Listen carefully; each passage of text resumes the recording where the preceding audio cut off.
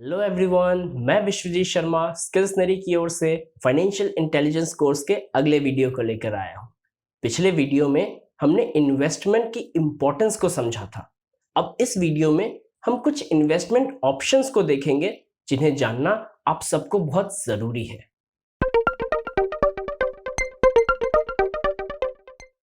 ज़्यादातर इन्वेस्टर्स इस तरीके से इन्वेस्टमेंट करना चाहते हैं कि उन्हें जल्द से जल्द स्काई हाई रिटर्न्स मिल सके और साथ ही में प्रिंसिपल अमाउंट को भी खोने का रिस्क ना हो।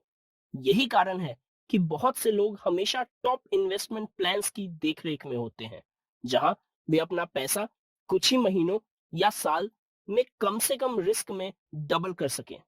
आपको पता होना चाहिए कि ऐसे इन्वेस्टमेंट प्रोडक्ट्स एग्जिस्ट ही नहीं करते जो हाई रिटर्न्स दे, वो भी कम रिस्क में। In reality, risk and returns are directly related and go hand in hand. That is, higher the returns, higher is the risk, and vice versa. Investment products को दो हिस्सों में बांटा जा सकता है, फाइनेंशियल और non financial assets. Financial assets को फर्दर मार्केट लिंक प्रोडक्ट्स जैसे स्टॉक्स और म्यूचुअल फंड और फिक्स्ड इनकम प्रोडक्ट्स जैसे पब्लिक प्रोविडेंट फंड और बैंक फिक्स्ड डिपॉजिट में डिवाइड किया जा सकता है। वहीं नॉन फाइनेंशियल एसेट्स वो हैं जिनमें ज्यादातर इंडियंस इन्वेस्ट करते हैं, जैसे गोल्ड और real estate. So let us analyse few of them in details. Fixed deposits, लगभग सब लोगों ने अपने घरों में कभी ना कभी एफडीज के बारे में सुना ही होगा। फिक्स्ड डिपॉजिट्स वो इन्वेस्टमेंट व्हीकल्स होते हैं जो स्पेसिफिक और प्री डिफाइंड टाइम पीरियड के लिए होते हैं। ये कंप्लीट कैपिटल प्रोटेक्शन के साथ साथ गारंटीड रिटर्न्स भी देते हैं। They are ideal for conservative investors who stay away from risk. Fixed deposits बैंकों द्वारा ऑफर किए जाते हैं जो अलग अलग टाइम पीरियड के लिए होते हैं। फिक्स्ड डिपॉजिट्स के इंटरेस्ट रेट्स आर्थिक स्थिति के साथ बदलती है और खुद बैंकों द्वारा डिसाइड किया जाता है। You can check any banks FD interest rates on their respective websites. Recurring deposits, एक रीअकरिंग डिपॉजिट यानी आरडी भी एक फिक्स्ड टेन्योर इन्वेस्टमेंट है, जहां इन्वेस्टर्स को एक प्री डिफाइंड टाइम पीरियड के लिए हर महीने एक स्पेसिफिक अमाउंट डिपॉजिट करना होता है। आरडी बैंकों और पोस्ट ऑफिसेज द्वारा ऑफर किए जाते हैं। इसमें पैसा अपने आप आपके अकाउंट से कटकर एक इनविजिबल अकाउंट में जमा होते जाते हैं। एक आरडी में इन्वेस्टर हर महीने एक छोटी धनराशि को जमा कर भविष्य में एक बड़ी धनराशि अर्जित कर पाता है। आरडी भी एफडी की तरह ही कैपिटल प्रोटेक्शन के साथ साथ गारंटीड रिटर्न्स भी देता है।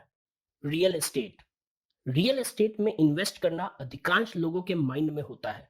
प्रॉपर्टी की लोकेशन एकमात्र महत्वपूर्ण फैक्टर होता है जिससे प्रॉपर्टी की वैल्यू डिटरमाइन होती है और उस पर कितना रेंटल कमा सकते हैं ये डिसाइड होता है। हालांकि ये बहुत ज्यादा इलिक्विड है, यानी बहुत जल्दी कैश में कन्वर्ट नहीं हो सकता।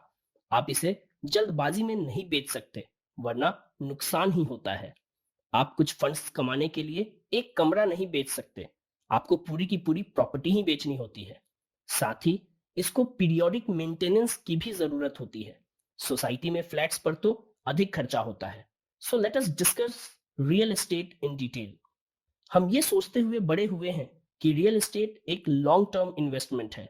हम नानी दादी की कहानियां सुनते बड़े हुए हैं जो हमें बताते थे कि कैसे उनके गांव की हवेली, जिसकी कीमत किसी जमाने में कुछ हजारों रुपए की थी, वो आज करोड़ों की है। अगर उसको तब ना बेचा होता तो आज ये दिन ना देखना होता, और ब्ला ब्ला ब्ला। ये बहुत ही कॉमन कन्वर्सेशन का हिस्सा है जो कई परिवारों में होती है। The reason people think real estate is a great investment is that they look at the return in absolute terms from point to point. The flat that sold for rupee 1 crore was bought for just 10 lakhs is something we have heard so often. ऐसे conversations में खोकर हम ये fact नजरअंदाज कर देते हैं कि खरीदने और बेचने के बीच लगभग 27 सालों का गैप है। Additionally maintenance cost, property tax, brokerage और इंश्योरेंस भी इन 27 सालों में ऐड होते रहते हैं। देखने वाली बात यह है कि इन एडिशनल कॉस्ट को ऐड किए बिना भी सिर्फ सालाना 12% का ही रिटर्न मिलता है। Doesn't look that great anymore, does it?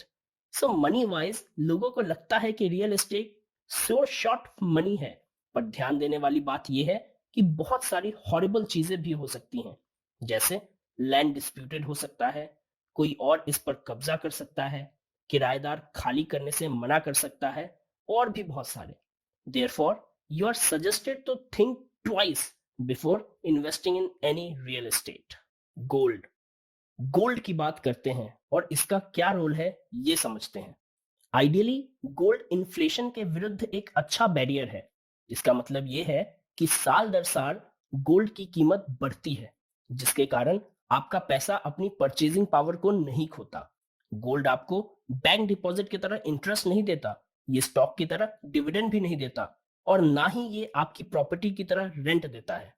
Gold से प्रॉफिट बनाने का एकमात्र रास्ता ये है कि जब जब इसकी वैल्यू बढ़ती है तो समझिए कि आप एक्चुअली प्रॉफिट कमा रहे हैं। ऐसी स्थिति में आप इसे बेचकर इसकी वैल्यू के बराबर पैसा कमा सकते हैं। अब सवाल यह है कि गोल्ड कितना अच्छा तरीका है कैपिटल या प्रॉफिट गेन करने का। जवाब इस पर डिपेंड करता है कि आपने इसको कब खरीदा है और कितने समय तक आपके पास रखा है। अगर आपने इसे 3 साल पहले खरीदा होता तो आपको 2 से 3% रिटर्न मिलता। अगर 5 साल पहले खरीदा होता तो आपको सिर्फ आपकी इन्वेस्टमेंट वापस मिलती, यानी 0 रिटर्न। और यही आपने 10 साल पहले खरीदा होता तो आपको 9% के करीब रिटर्न मिलता। याद रखिए, ये अजीबोगरीब बुलियन प्राइस है जिनको समझना मुश्किल से भी मुश्किल है। और अगर आप ये सोचकर ज्वेलरी खरीदते हैं कि आप इन्वेस्टमेंट कर रहे हैं तो आप ख्याली पुलाव पका रहे हैं, क्योंकि ज्वेलरी के मेकिंग चार्ज में आप सीधा 20 से 30% पैसा खो देते हैं। और जब आप इस गोल्ड ज्वेलरी को बेचने जाते हैं तो अन्य 10 से 30% फिर प्योरिटी और मेकिंग चार्ज के चक्कर में खो देते हैं। So buying gold jewellery as investment doesn't make sense. अन्य कई तरीके हैं गोल्ड को रखने के। आप coins, bars, gold exchange trade funds और गवर्नमेंट के द्वारा गोल्ड बॉन्ड्स को खरीद सकते हैं। ये बॉन्ड्स आपको न केवल गोल्ड की फुल मार्केट वैल्यू देते हैं, पर साथ ही में आपके इन्वेस्टमेंट पर प्रतिवर्ष 2.5% का इंटरेस्ट भी देते हैं। इनके अलावा गोल्ड को रखने में खर्चा जुड़ा होता है और वे रेगुलर रिटर्न्स नहीं देते। स्टॉक्स या इक्विटी। स्टॉक्स, जिन्हें कंपनी के शेयर्स भी कहे जाते हैं, वो भारत का सबसे फेमस इन्वेस्टमेंट व्हीकल है। जब आप कंपनी का स्टॉक खरीदते हैं तो असल में आप उस कंपनी में ओनरशिप खरीदते हैं, जो आपको कंपनी की ग्रोथ में पार्टिसिपेट करने की अनुमति देता है। स्टॉक्स उन कंपनीज द्वारा ऑफर किए जाते हैं जो स्टॉक एक्सचेंज में पब्लिकली लिस्टेड किए गए हों, और इनको कोई भी इन्वेस्टर खरीद सकता है।